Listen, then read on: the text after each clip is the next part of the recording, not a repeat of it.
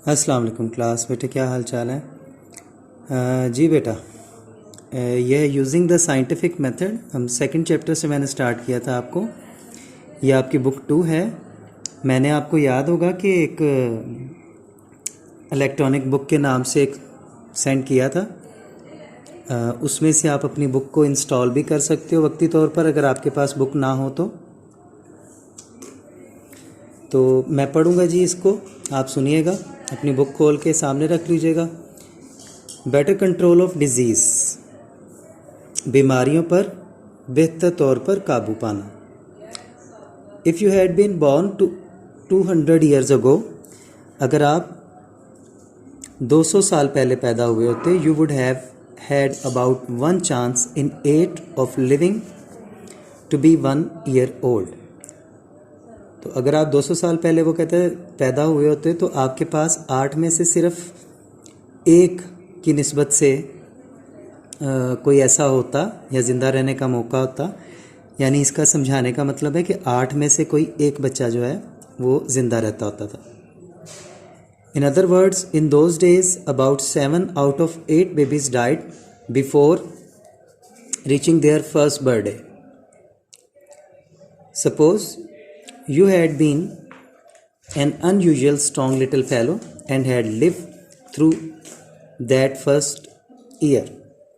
तो कहते हैं 7 बच्चे 8 में से मर जाया करते थे और आप फ़र्ज़ करो कि इतने स्ट्रॉन्ग थे गैर मामूली तौर पर कि आप 1 साल तक ज़िंदा रह लेते थे। वेरी लाइकली बिफोर, एक सेकेंड जी, very likely before you were 6 years old. तो शायद ही आप 6 साल की उम्र तक पहुंचते। तो अगर आप पहुंच जाते, you would have had smallpox and by the time you reach the age of 12 you would undoubtedly have had measles, whooping cough, scarlet fever and diphtheria.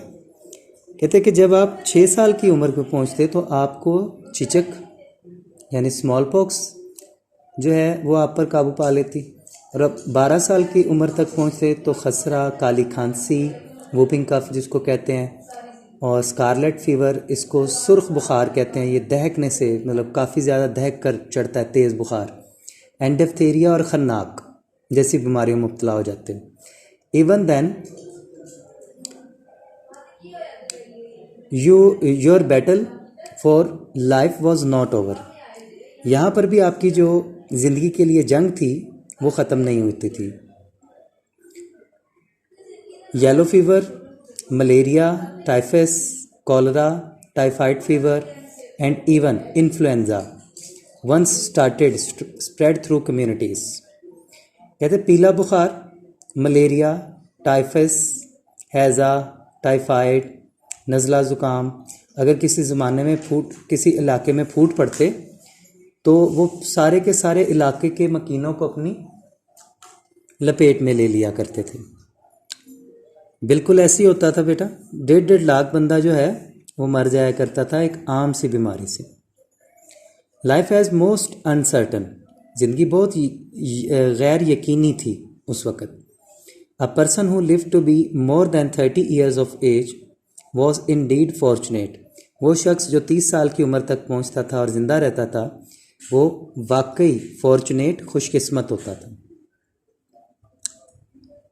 It is unbelievable that such conditions could have existed so short a time ago.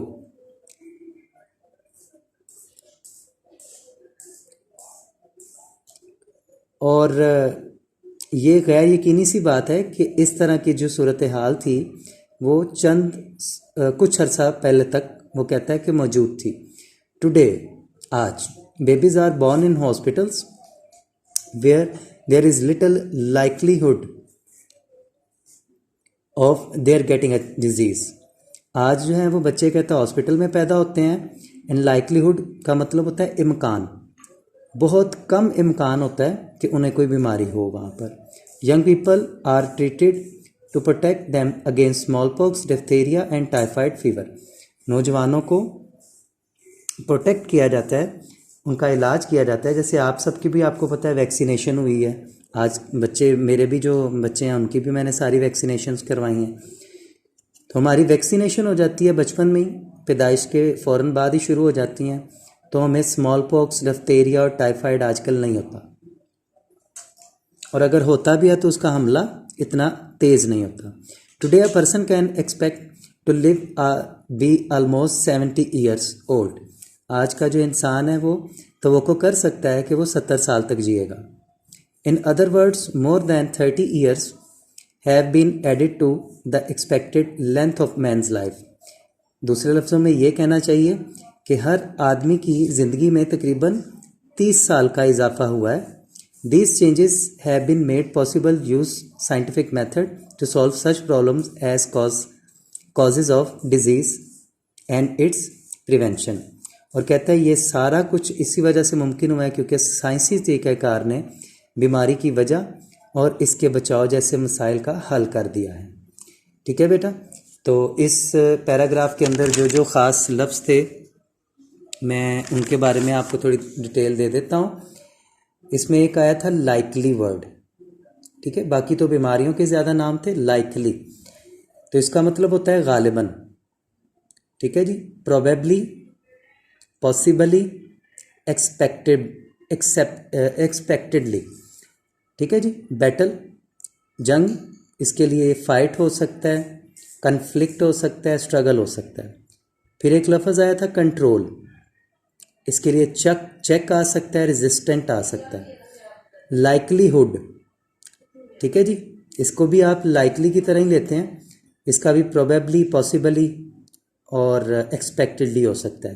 Protect, इसका मतलब है बचाना, safe, safeguard, shield वगैरह वगैरह, ठीक है। तो ये मुमकिन तौर पर जो मुश्किल लफ्ज़ थे मैंने उसके सिनोनिम्स बोल दिए हैं।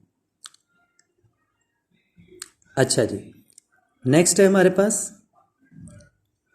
better sanitary condition. It is difficult to imagine what sanitary conditions in some of our largest cities were like only 100 years ago.